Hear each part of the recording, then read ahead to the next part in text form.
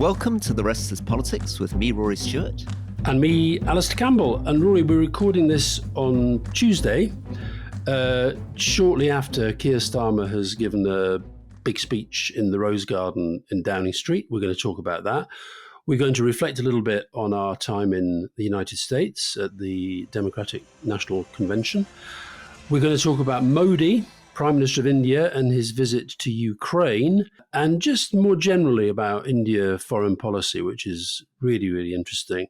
And then we're going to talk about Sudan, which gets so little attention, and more broadly about the whole kind of what we call the global south. So shall we start with Keir Starmer? Yeah, let's start with that one, Alistair. So we've just watched him give a speech in the Rose Garden of Downing Street, which people will remember is that little garden out the back, which I think came to prominence for many people because it's where David Cameron and Nick Clegg did their famous sort of bromance announcement to the coalition.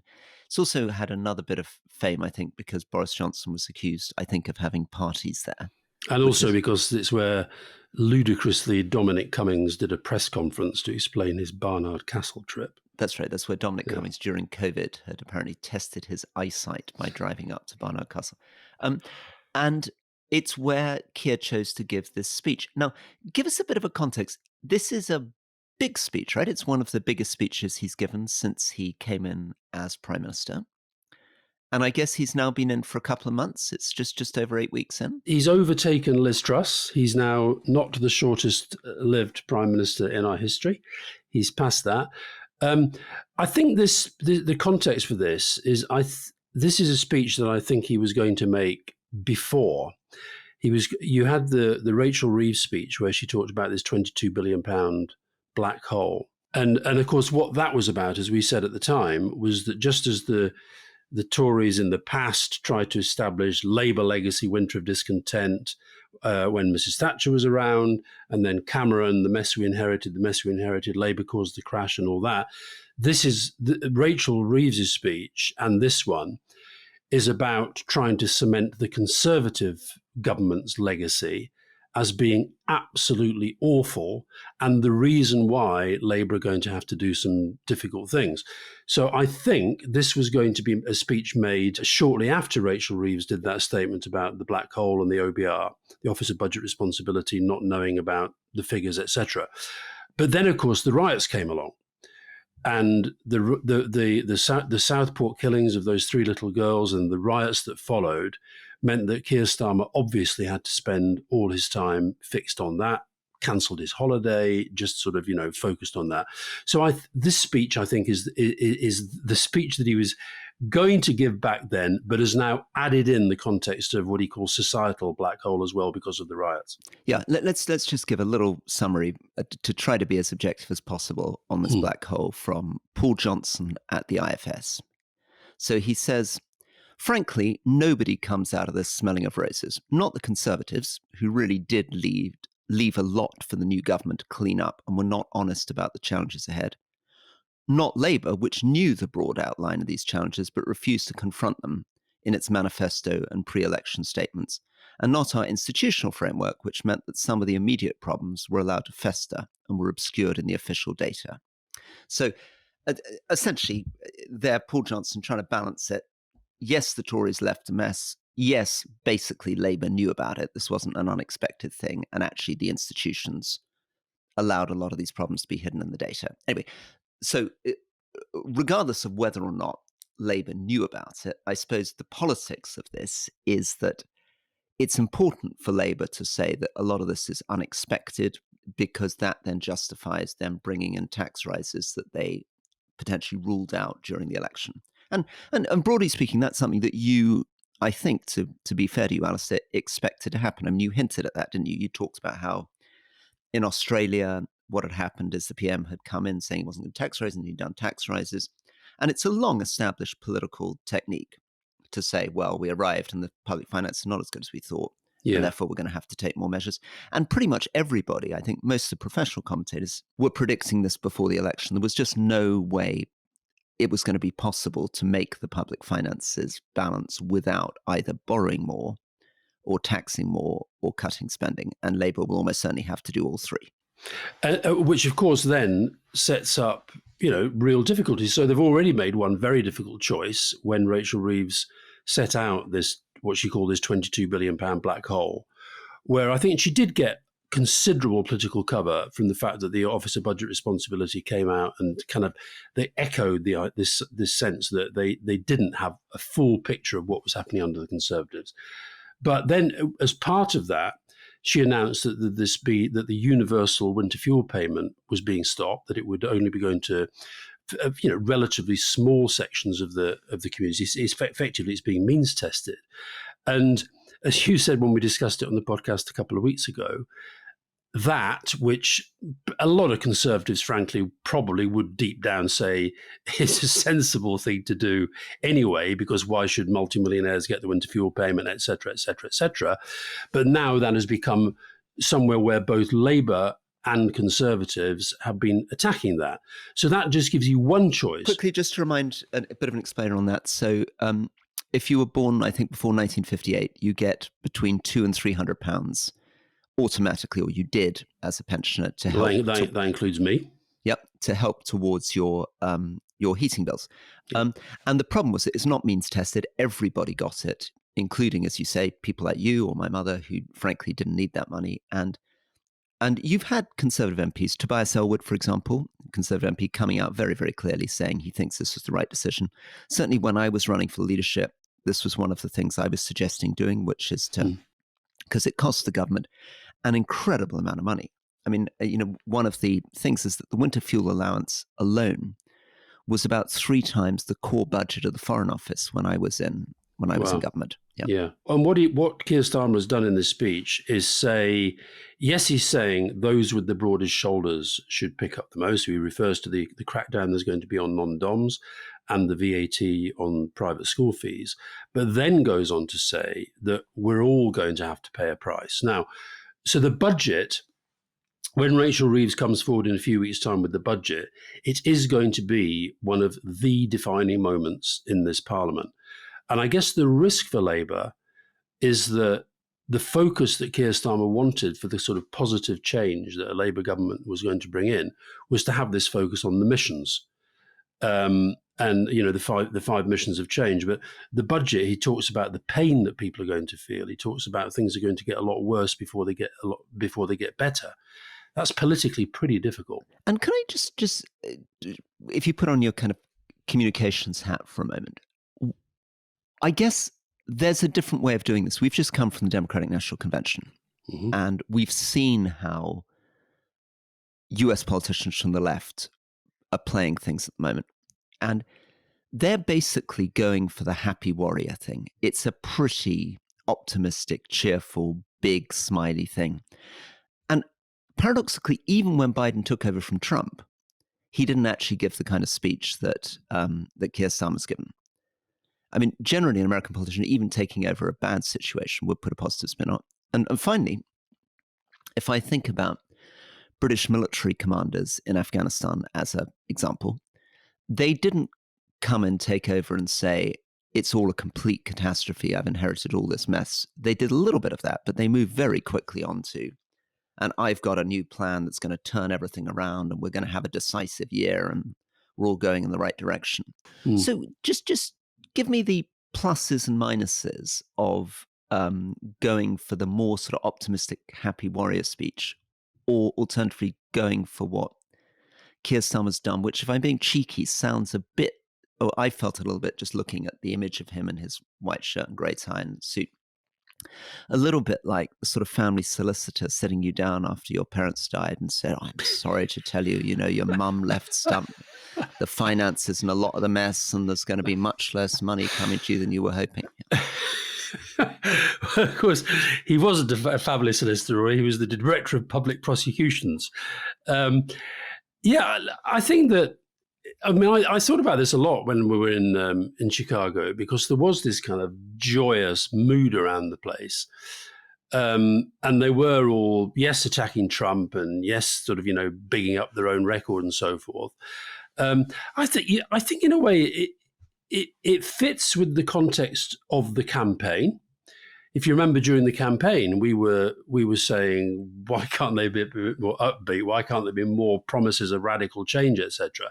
So he's going from the campaign into government. I think they are genuine in saying, as you called it, a tactic, but I think they are genuine in saying that actually when they looked at the public finances, they were worse than expected. I think that's genuine. But Alistair, can I just interrupt that? I mean, yes, they were worse, but they knew they were absolutely. They knew they were going to be terrible, they which is why they didn't.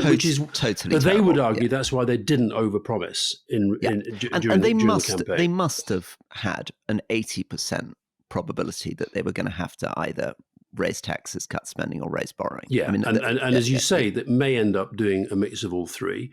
I guess there's an argument that, in a sense, they're playing up the expectations of a mix of all three, and then they don't do a mix of all three, or it's not quite as bad. But I think what he's talking about, and what he talked about during the campaign, was this, and I noticed he's gone for the Rishi Sunak, Boris Johnson 3 words on the lectern. It was fixing the foundations. So it is trying to paint a long-term picture. Now, one of the points I made at an event I did last night here in Glasgow was that is fine. And I think people want long-termism and they want a sense of where they're going. But I think in the modern age, politicians get less time and less tolerance for lack of quick change. And it's why I think at the top of the speech, he did talk about, growth remains the number one objective. That's why we set up the National Wealth Fund. That's why we're doing the planning stuff. That's why we're doing the Great British Energy. So he's trying to give those positive policies that are being brought forward, but at the same time warning there are going to have to be more very, very difficult choices, and all of us are going to take a hit of some sort. Yeah. One of the things that, again, this is none of my business, but I would have thought a single big idea holding the whole thing together, really running through that speech, would have been very helpful. It could be, we're going to make it through education, or it could have been tech, or we're going to reform the system, or this is going to be a government about infrastructure. But one big binding idea that we can all get our head around, because what actually happens is he says, well, you don't think fixing the foundations does that? Well, it didn't really feel like it, because going through the speech, what he sort of says is, he does the Conservatives have crapped everything up, it's all terrible. And then he says a bit later on, well, this, and as I said during the election, we're going to build homes, and we're going to get Great British Energy, which incidentally, I still don't completely understand. And I imagine most of the people in that audience don't really understand what this thing is. And we're going to get some growth. But it would be nice if those things didn't sound like 3 sort of different things, but they were part of a general thing that I could walk away from thinking his brand is, I mean, even if it was, if I think back to you guys when you came in, I increasingly think that your brand as New Labour was just a sense that you were going to make a new Britain, that it was about modernization. It wasn't about the past. It was about an optimistic vision of, hence, I suppose, people making jokes about cool Britannia. And I guess with Cameron Osborne, we sort of knew that it was about austerity, whatever you thought about it. And with Boris Johnson, it was a sort of, again, whatever we think about it, you sort of get your head around the fact he was trying to level up, was the thing he was talking about. I'm still struggling, and I think this is a challenge to really see what the positive big idea, what's he got in his back pocket that's really going to make things better. The event I did last night in Glasgow was I was with Tom Baldwin, who has written this rather good biography of Keir Starmer, and I was talking about my children's books. He was talking about that, and we had this audience of, I presume, mainly Scottish people, and it was Tom Baldwin was making the point that we're used to politicians like Tony Blair with the big picture, David Cameron with the kind of, the sort of again another sort of big picture charisma politician, Obama, Clinton. I guess Kamala Harris is coming across a little bit in the same way. And what he said is that Keir Starmer is very much more about the step-by-step process. So fixing the foundations is like, it's a process thing. And but what was really interesting about the event, there were people saying, I want more on this, I want more on that, and so forth. But at one point, I said, so Keir's talking about needing 10 years to do this. So that means he's got to win at least one more election. Okay. So I asked the audience, who thinks, sitting here today, right now, and hearing that there's going to be this difficult stuff coming down the track, who thinks that Labour are going to win the next general election? And it was overwhelming, overwhelming. I think only one person put their hand up to say that they wouldn't.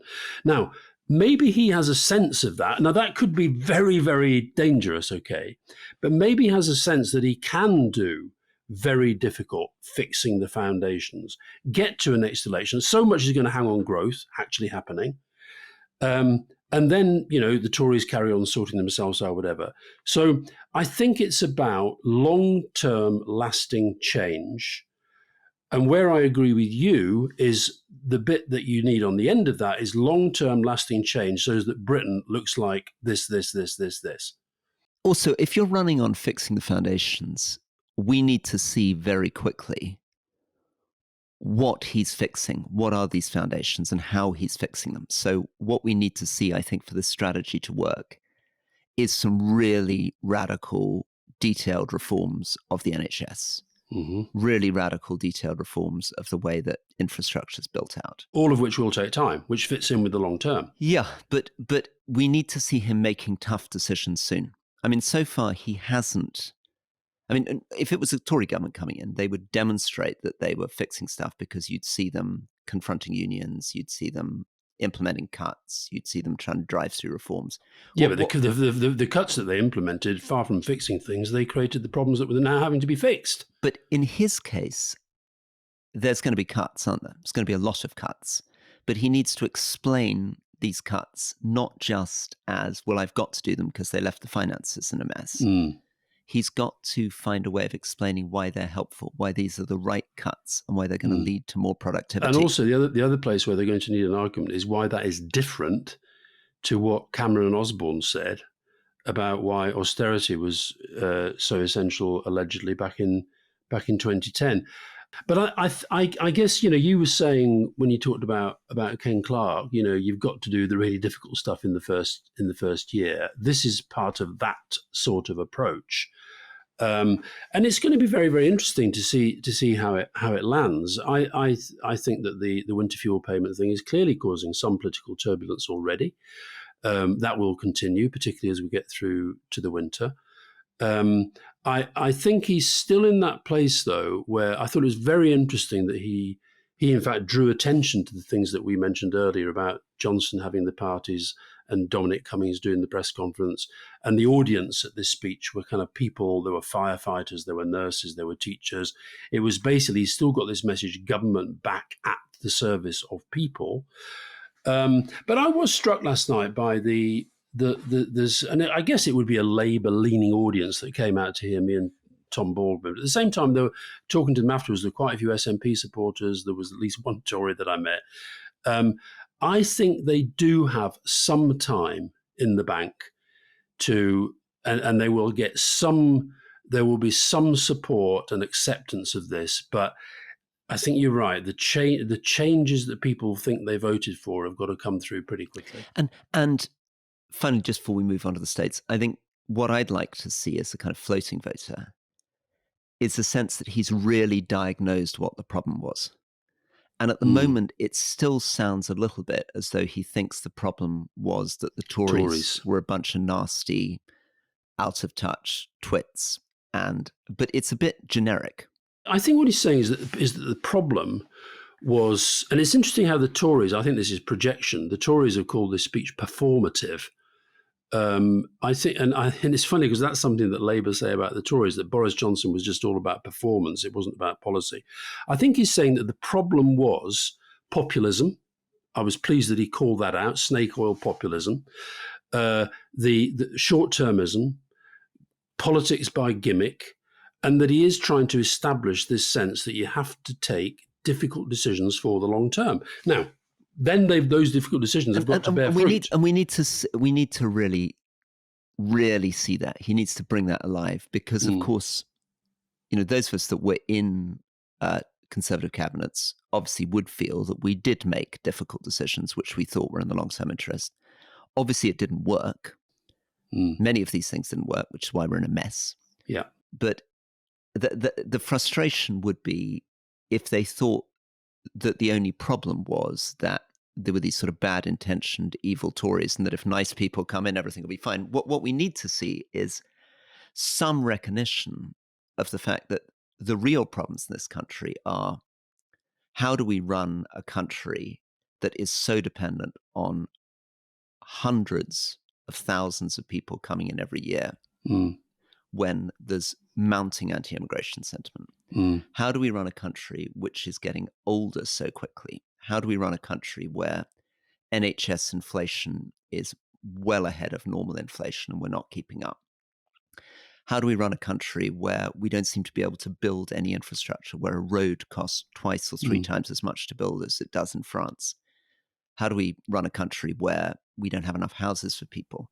And some of these things are quite structural. They go beyond parties. And that's why I wanted him to say, I've got something, a big idea that brings these problems together and solves them. Could be tech and AI, could be education, could be infrastructure, but something that tells us why it's going to be different. Because at the moment, it sounds like the big difference is you've got a new team in, but nothing we've seen yet. I mean, as you've just pointed out, the winter fuel allowance cut is perfectly sensible, but it's stuff that a lot of Tories were talking about anyway. Where's the fresh Labour stuff? You see, I think that people who want to, Tom made the point last night that, he once asked Keir, is there such a thing, or will there be such a thing as Starmerism? And Keir kind of almost winced at the thought, didn't want to see politics. I think he isn't that sort of I think he is a different sort of politician to the ones that we are maybe used to and wanting. But I think it is about this sense of a long-term plan that at this stage is about, as they said on the lectern, fixing the foundations. And that means tackling what he called this economic black hole and societal black hole.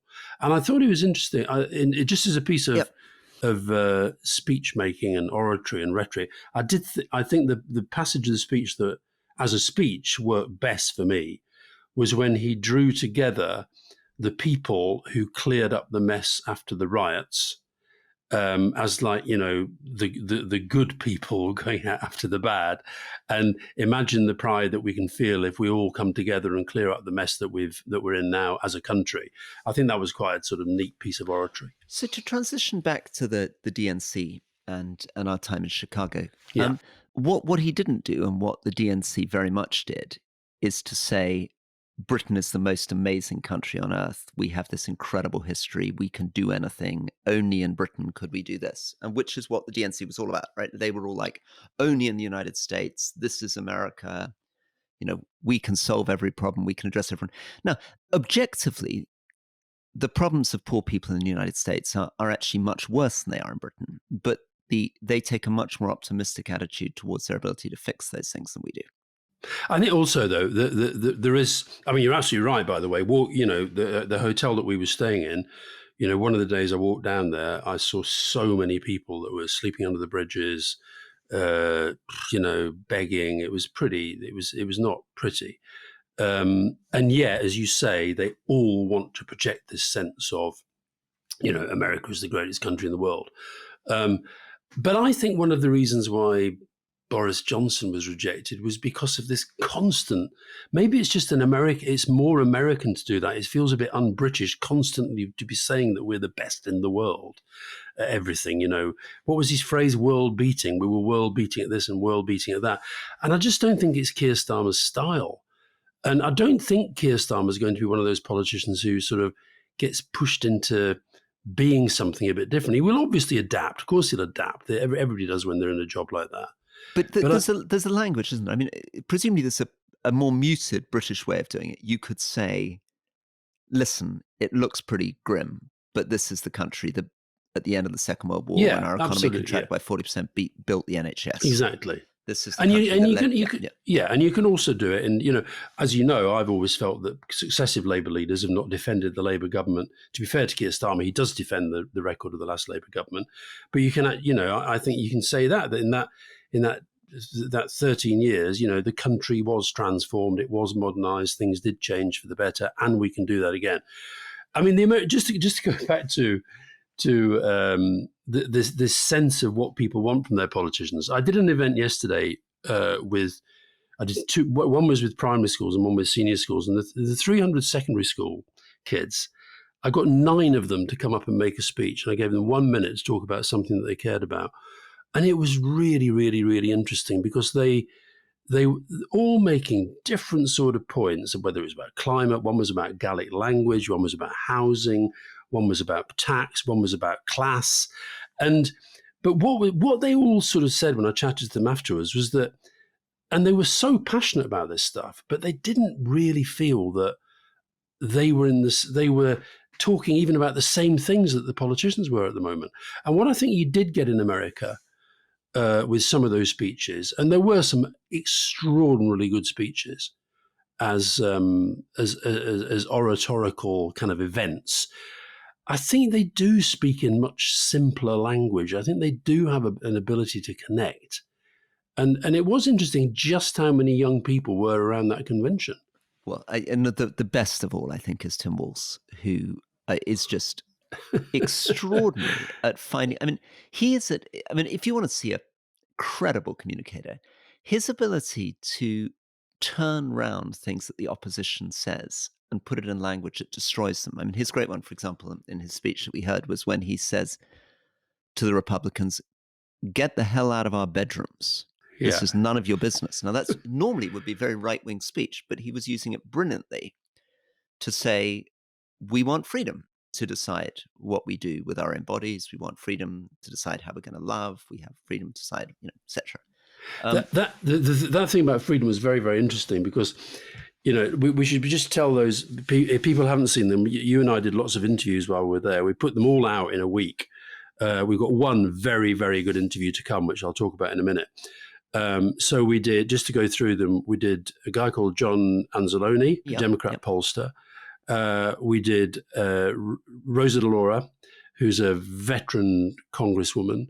We did a young guy called Josh Elliott, who's a kind of state congressman, like a kind of, very big, powerful. I really don't want to insult people with this, but for our context, sort of local councillor type thing rather than, or maybe an MSP would be a better way of putting it. We did this amazing veteran campaign of Bob Mulholland. And then we also I had a chat with this guy, David Urban, who's a big Trump supporter. I wasn't present, and I'm suspicious of your use of the word chat. Would you describe yourself as disagreeing agreeably? I think we just about managed to disagree agreeably, but we disagreed a lot. I mean, the idea of Alastair Campbell sitting down with a Donald Trump supporter without me present fills me with like kind of horror. Well, it was, but and then the one that we're going to put out soon with Frank Luntz, the pollster, and it's very, very interesting though. Both, if I've written my new European column about this, David Urban, the Trump guy, and Frank Luntz, and Frank said to me, and as you heard, Frank, who thinks that New Labour is the greatest campaign ever, blah, blah, blah. But he said to me on air that he felt that I was making a big mistake because I have full-on Trump derangement syndrome. And David Urban said something similar. He said that, look, unless you understand why people are voting Trump, you're never gonna win those people back. And I've thought about that a lot. And I remember David Urban said in the interview, he said, look, yeah, this conference is great and the convention's great and people love Kamala, but try and put yourself in the mind of a guy in Wisconsin who's got a crap job, his kids are going to a crap school, he's worried about his next paycheck and so forth. Try and be them watching this convention and see what you're hearing. And I did that the next day. I tried to force myself to do that, and it was a very, very different experience. So look, the other lasting impression for me from the convention was just the scale of it, the bigness of it. I think I told you the night of Kamala Harris's speech, watching this guy go round with a knife, cutting the bags that were holding up the balloons. He was sort of walking up around the top of the stadium, and hundreds of feet, 100,000 balloons. He was way up there, going around just chopping these things, and they're coming down. And then Stevie Wonder pops in for one song, and John Legend pops in for a song. Did you get Beyonce? No, she didn't come in then, Rory. She decided that if you weren't going to be there, she wasn't going to be there. Now, listen, you talk. We should just, while we're on the culture, and I know you were talking earlier about Cool Britannia. You must be very excited about the Oasis reunion. Incredibly excited. Listen, I've been doing a bit of reunions. I'd slightly sort of grim and disturbing experience. I went to hear a Beach Boys concert in Cape Cod. Well, the Beach Boys, the real Beach Boys. The real Beach Boys, or at least the remaining still standing Beach Boy. Yeah. Which was really like watching Joe Biden trying to belt out songs about surfing. So I hope Oasis is not going to be like that. I don't think they will be. I still wouldn't guarantee that it's going to happen. I think those two, it runs deep. That sibling rivalry runs very, very deep. Support for this episode comes from NordVPN. Well, this week, Alastair, I want to highlight Nord's browser extension. So this is a super fast, very lightweight version of their VPN app, and you can use it on Google Chrome, on Microsoft Edge, and on Firefox. And does it work in exactly the same way as the other stuff you've been talking about? Yep, you can just install it, turn it on, leave it running, and in the background, it will secure all your browser traffic. So even if a website isn't encrypted, you won't be a target for online spying. It will mask your IP from websites, so it keeps your identity hidden. And it also blocks intrusive ads and protects you from dangerous links to malicious websites. Okay, I know you love your analogies. So this is like a digital watchdog inside your browser. Exactly. And it's a great way to take advantage of a Nord subscription, which now covers 10 devices rather than 6, so your money goes even further. So if you want to try NordVPN for yourself, go to nordvpn.com/restispolitics, and our link will also give you 4 extra months on the 2-year plan. That is the best discount available. There's no risk with Nord's 30-day money-back guarantee, and it's a great way to support the podcast. The link is in the podcast episode description box.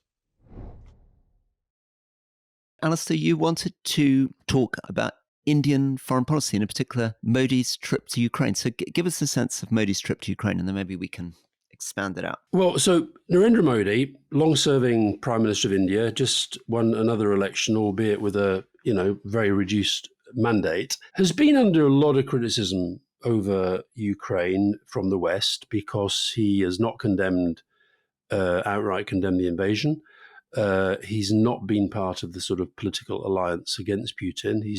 His first big visit after winning his last election was to Moscow. On the day that a hospital in Ukraine was being bombed and he was hugging Putin. We've talked before on the podcast about how I think that India still gets over 50% of its arms from Russia. India is the biggest buyer of its energy, which it often refines and passes on, thereby helping people get around sanctions and so forth. So then he goes off. So he has his visit with Putin and the bear hugs and all that. Zelensky, very, very angry about it. And he goes and has a visit with Zelensky, which, of course, was seen in the context of Ukraine. But I think there is maybe a bigger thing going on here, that this is partly about Modi signaling to Russia that he's not terribly happy about the way that Putin is cuddling up so much to China. So on the one hand, he's showing that, yes, I do understand why Ukraine feels so strongly about this, and I'm not kind of one-sided about it. He's sort of facing both ways on that one. There's also the China element. And I think the other thing, to be absolutely frank, and there's nothing wrong with this, but I'm just making it as an observation, is that there's an economic element to this too, because at some point Ukraine is going to have to be rebuilt. And I think Modi's putting himself into that place as well. When Tony Blair was Prime Minister, and we met several Indian Prime Ministers, and I think there was a sense of India, a bit like China in the past, sort of sitting out a lot of the big foreign policy situations. But I think Modi has tried over the last decade to turn India into something of a big player in foreign policy. Yeah, just to sort of, I guess, begin with the sort of big context here. India is now one of the very, very largest economies in the world. On many ranks, it's now pulled ahead of the United Kingdom. So it's now the 5th largest economy in the world, behind the US, China, Japan, and Germany. But it's still an economy roughly the size of the UK. And the Chinese economy is still a good 5 or 6 times larger than the Indian economy. And I guess the challenge for the West, the US and its allies, is the question of where the partnership is, both in Asia and with this phrase, the global South, which I guess we'll get to in a bit. Yeah. So we know about Chinese foreign policy, or we've talked quite a lot about Chinese foreign policy and the way in which China operates. India's in a slightly different position. China obviously has a seat on the UN Security Council. India would like one. India would like one, but doesn't have one yet. Hmm. China is the world's largest manufacturer, the world's largest exporter, and has put the most incredible amount of its $17 trillion economy into things like the Belt and Road Initiative, which has absorbed literally trillions of dollars. And Modi, by the way, was one of the few leaders to quite aggressively criticize China for the scale of the Belt and Road Initiative. Right. And China, of course, very, very major player in Africa. And we'll come to that in a second. India much smaller. But India's got a different history. It, of course, was right at the heart of the non-aligned movement, which was this movement really got going in the 60s, which was about a separate vision from either the US or the Soviet Union. So neither capitalism nor communism, was much more about decolonization, about challenging capitalism. And out of that, all these countries formed into groups, non-aligned countries, something called the G77. And so India, which has also had some very, very impressive diplomats for a long time, inherited quite a lot of that mantle. But it's a little unclear where Modi has been taking this. And I suppose he's got three different possibilities. One of them is he really tries to become China's competitor as the champion of the global south, of poorer developing countries. Or he allies himself strongly with the West and tries to reform institutions, gets onto the Security Council, and just becomes a kind of big player like a bigger version of Germany or something. Or the third is a kind of regional player doing the politics of Bangladesh, Myanmar. Anyway, so what's your sense of where he's going on all this? I sent you and we'll put in the newsletter, a very interesting kind of quite pro-Modi, but it was a very long analysis of Indian foreign policy. And the official title that they gave it in the early days was Neighborhood First. So that speaks to the third leg of what you're talking about. But I wonder, like a lot of politicians who've been in power for a long time, there's a tendency to get a little bit bored with your own country, a little bit bored with your own region, and then you start to you stretch out. So, for example, I read that he's visited the UAE 7 times. His relations with China are very, very tense. His relations with Russia have got closer and closer. And because America, I think, has a view of India as being something of a counterweight to China, I think he knows he can probably get away with more. So, for example, this stuff, if you think about what they've done in relation to Ukraine and energy, where this energy that, through sanctions is no longer able to go to lots of the Russian markets, he's getting, crude oil getting shipped to India, getting refined there, so it suddenly becomes Indian oil, and then getting sort of sent different parts of the world. I mean, I think if that was pretty much any other country involved in that, I suspect that the West would be calling that out much more vigorously than they are. So he is in quite a strong position. And the human rights and democracy stuff. I mean, Indian critics point out that the United States talks a good game about human rights and democracy and anti-populism when they're complaining about Hungary, but they don't when they're complaining about India, because they think they need India as an ally against China. Yeah, exactly. And then if you had this when he was in with seeing Zelensky. And there'd been this first peace summit in Switzerland, where, of course, Russia not taking part. India were present, but did not join in with the communique that talked about Ukraine's territorial integrity. Zelensky, when he was there, was saying that, we need to have another one of these. And there was almost a sense of Modi kind of offering himself as a bit of a mediator. He was almost trying to say, well, because I haven't condemned that and I haven't done this, and and he was saying how he was just a friend who was trying to push for peace, and this has got to be done through dialogue and diplomacy, and we should sit together and try and find a way out of this crisis. Now, you could argue, well, eventually that's what is going to have to happen in some shape or form, but I guess he was using the criticisms that he's faced over Ukraine from the West, which have been quite sotto voce for the reason that you say in relation to the sort of, ally against China. But I think he's conscious, even with his weakened mandate that we talked about a few weeks ago, he's conscious of just how much power he does have in foreign policy. Well, there's a very striking statistic I came across. So, obviously, after Russia invaded Ukraine in February of 2022, there were these enormous blanket sanctions imposed, including trying to exclude Russia from the global payment systems. And Russian trade with Europe and the US kind of collapsed. Mm. But since 2022, Turkey's trade with Russia has gone up by 87%. The UAE, so Dubai, Abu Dhabi's trade with Russia has gone up by 67%. India's trade with Russia has gone up by 205% since Yeah. 2022. And as you say, the Yeah. US has been very reluctant to impose secondary sanctions. So they've not been prepared to sanction these countries that are trading with Russia. And then they have these embarrassments, so that, as you say, Modi will hug Putin, he'll do stuff at the G20, which will kind of embarrass the US. India, in some ways, is sitting pretty because they're also an economic beneficiary of the trade war between Mm. China and the US. If you're an American company or a big international European company looking to make investments now, and you're trying to de-risk or decouple from China, India is more and more attractive. It's attractive because you've got a lot of very, very smart people there. It's attractive because Modi's tried to make a better business environment, and it's attractive because it's got an enormous internal market. I mean, pushing towards 1 billion people who could buy your goods. Now, it's not easy because there's still kind of corruption and regulations and protection for Modi's businesses. But my goodness, India's sitting pretty, Mm. and their economic growth and stuff, all of that. And do you imagine how infuriating that is for Indians saying Modi is pursuing a populist Hindu nationalist agenda? He's being brutal to his political opponents. He's taking a very unpleasant and dangerous attitude towards Muslims in India. And in the neighborhood, as you've talked about, he actually basically has been propping up pretty authoritarian governments. He was very Mm. close to Sheikh Hasina Sheikh in Hasina, Bangladesh, yeah. just been toppled. I think she's still in India, isn't she? Yep. He Mm. pretty much cozied up to the junta in Myanmar, the military Mm. government that took over there. They've been not very condemnatory of the Taliban in Afghanistan.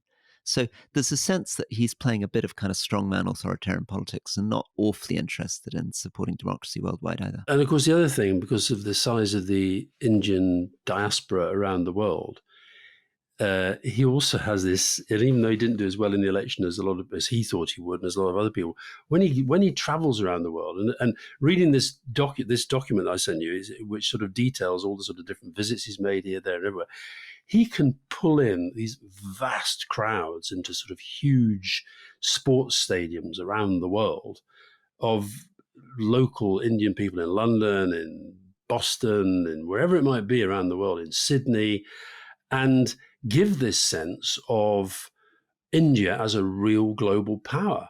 And what I think his approach has been is try to strengthen India's position in the world, but do it whilst maintaining the sense of strategic autonomy, not being trapped into any particular camp other than India's position. So you got to hand it to him on that level. And I guess this brings us, as sort of the last bit of our chat today, to the question of what this means for the way the world is run. So, if broadly speaking, in the 80s, we saw a world largely divided between kind of communist bloc and Western liberal democracies, and then maybe in the 90s and early 2000s, a kind of US dominated world. Hmm. We're now into a world which sometimes feels like it's a Cold War between US and China, although I think that's overplayed, but much more feels like a world with many, many more players, of which India is one of the most powerful and prominent. Yeah, and Modi talks about this now being a multipolar world, and he would argue that India is becoming one of those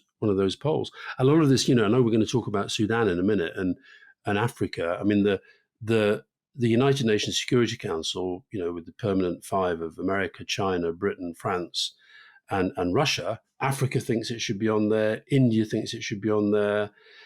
Germany, either as Germany or through the European Union, thinks it should be on there. It's hard to see how there won't be some sort of reform of that over time. And I think Guterres has said, hasn't he? Antonio Guterres, the head of the UN, has said that, it's kind of absurd that Africa is not represented on that. And I suspect that one of the things that may be a game changer is if a US administration decides that the way to balance China is to strengthen its relationships with India, for example. They really got behind this and said they think the Security Council is a disgrace. Then I think countries like Britain and France that are slightly clinging on by their fingernails will find themselves unceremoniously booted off. I mean, I guess a Kamala Harris administration coming in might be pretty tempted to think, okay, the Indian economy is bigger than the British and French economies now. Why don't we make the big bet and push for a Security Council with India there? That would be a tough move against the special relationship, wouldn't it? Now, should we talk about Sudan? Sudan actually did get into the news a little bit this week in the West, but not. Do you know why, Rory? Why? Because somebody by the name of Macklemore, who is a famous American rapper, cancelled his show in Dubai because of the role of the UAE in the Sudan war. And the Sudan war is, I think we're now up to 12 million people that have been displaced. We're up to 2 million, over 2 million that are actually displaced outside the country and 10 million that are displaced internally. Lots of efforts to try and bring the thing to an end, including new peace talks in Switzerland. But the army chief, who's essentially ruling Sudan at the moment, or trying to rule Sudan at the moment, said he wouldn't be joining the peace talks and said that the military will, quote, fight for 100 years to defeat the RSF, which is the Rapid Support Forces with whom they're engaged in this war. And they've now got the highest level of hunger that has ever been recorded. We're talking about half the population now in a state of chronic hunger. So Sudan, 48 million people. It's a big chunk of territory below Egypt and the sort of upper Nile. And it's surrounded by Eritrea, Ethiopia, Chad, Central African Republic, Libya. It's a country where this fight partly has its roots in other things. So people remember that the southern part of Sudan, South Sudan, became independent. And that was a huge change because that took away about 3/4 of their oil revenue, had a huge economic impact on Sudan itself. People remember also Darfur and the horrible civil wars that were happening in Western Sudan, out of which this thing called the RSF emerged, because that was the Janjaweed militia, again, that people may have heard of, that were fighting in Darfur. Their dictator toppled in 2019, a civilian government in for a couple of years, not really, I would argue, getting the support it should have done from the US, Europe, and others to really help it. So it was toppled in a military coup.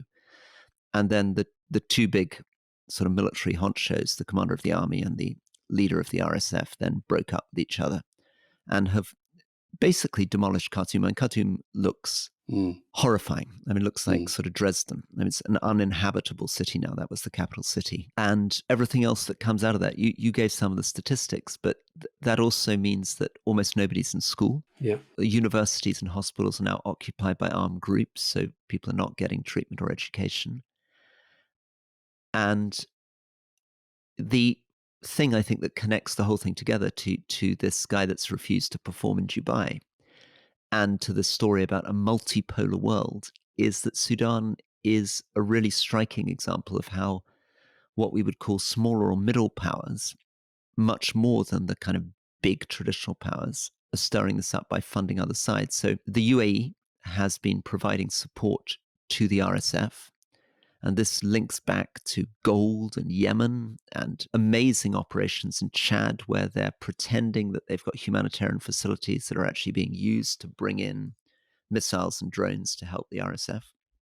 And then on the other side, you've got Egypt, Turkey, and to some extent Qatar, more on the side of the military. And this again is a story that we've seen in Libya. It's a story we can see in Somalia. So, I mean, I guess I suppose just sort of throw that back to you. I mean, we began by talking about how this isn't just about US, China. This is about the rise of countries like India, but it's also about a world where much smaller countries, but with a lot of spare cash, are increasingly throwing their weight around in Africa. Yeah, when your luck's against you, your luck's against you. Because I don't know if you saw it at the weekend, a dam collapsed in Sudan, so leading to massive flooding.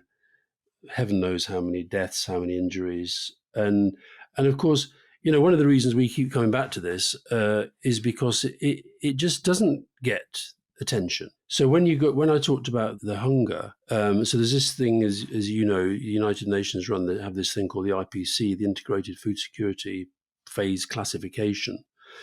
So more than 25 million people in Sudan now facing acute hunger. And they say that's the highest level of hunger that they've ever monitored within an individual country. So we hear a lot about Egypt in relation to bordering, the Israel-Gaza war that's going on. But of those 2 million refugees who've actually left the country, they're in, yes, Egypt, but also Chad and South Sudan. So you're talking about the people fleeing poor countries to get to very poor countries. And it's just horrific. To remind people of where we were again with these coups that happened, Sudan is the eastern edge of this huge belt across the Sahel where democratic civilian governments have collapsed all the way now from coast to coast and been replaced with military dictatorships, which in the case of many of these countries, sadly, particularly Mali, Niger, Burkina Faso, have been expelling French and US troops and teaming up with the Russians, and have actually cut ties to Ukraine because they're accusing Ukraine of attacking Russian-backed Wagner mercenaries. So it's astonishing how right the way across places like Mali and Niger, you can feel the repercussions of these much bigger global politics coming into this very fragile region. Just finally, Rory, on the point about this rapper, Macklemore, do you think that kind of thing has any effect? And interestingly, he said that he did quite a long statement explaining why he wasn't going to go there. He couldn't support it. And he also did said that it was partly inspired by what was happening in Gaza, because he saw how the world had woken up to a particular issue. And he's sort of saying that, the world needs to wake up to this issue as well. When we were at the convention in Chicago, there was this rumor going around that Beyonce was going to turn up, Taylor Swift was going to turn up. And, that there was sort of massive excitement about that. But what's your view about people in different walks of life who sort of, so that he's essentially boycotting a country over its foreign policy? Well, the question is, has it changed? I mean, someday maybe we should chat to Bob Geldof about this. I mean, he very much thinks that the power of musicians and celebrities over things like global hunger and humanitarian disaster was much more powerful when they were doing the Live Aid conference and when they were getting ready for the Glen Eagles, which 2000s. Yeah. I don't know whether he's right, but he would say that, I mean, there's no doubt at all that there's something very shocking here. If this thing had been happening, if something like Sudan had been happening in the 90s or early 2000s, there would have been much, much more global attention on it. Yeah. There would have been much more money going in. The UN's barely got a third of the money that it needs. And there would have been talks about international intervention. None of that talk anymore. US has lost its power. I mean, they basically completely humiliated the US negotiators and lied to them. The Geneva talks, one side doesn't even bother to turn up to. So why has that happened? Well, definitely something odd has happened, because if you go back to Darfur and South Sudan, you had a coalition of George Clooney, who really, really mattered in this. This is back in the early 2000s. You had Christian churches who really mattered, who were really important in the US for mobilizing Congress. Human rights organizations all coming together, making this massive coalition where you had people like John Kerry making almost daily calls to leaders on the ground when he was the Secretary of State. And now we're in a world where, as you say, obviously in the entire Democratic National Convention, I don't think anybody mentioned Sudan. They mentioned Gaza. They mentioned Ukraine, but they didn't mention Sudan at all. So the world's changing. I think the trade union movement's changed. I think that musicians and celebrities have less power. I think Christian churches, which used to contribute to international development's changed. But also we're generally in a much more isolationist world. Well, we talked about Modi neighborhood first. If you've got Trump America first, and then Joe Biden with a much more kind of America-focused attitudes to foreign policy. You've got nationalism sort of developing around the world. People just seem to be caring less about other countries. And you saw that Keir Starmer hasn't talked much about foreign policy. I mean, it's not been a big deal.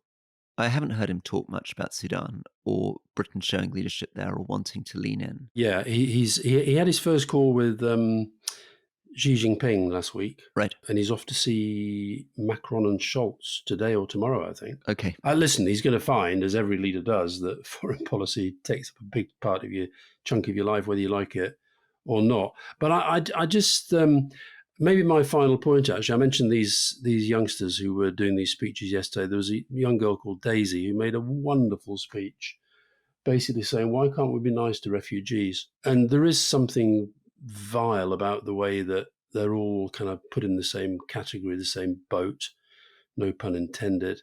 But when you just think of that, one country, 12 million people have been displaced because essentially two leaders of warring factions have decided that they can't settle their differences. And we've also got to get the narrative back on being much more positive about the potential of sub-Saharan Africa. It's got an incredible population. You know, as we often say, 1 in 10 of the babies born in the world will be born in Nigeria. There's so much talent there. Incredible entrepreneurs, incredible potential businesses.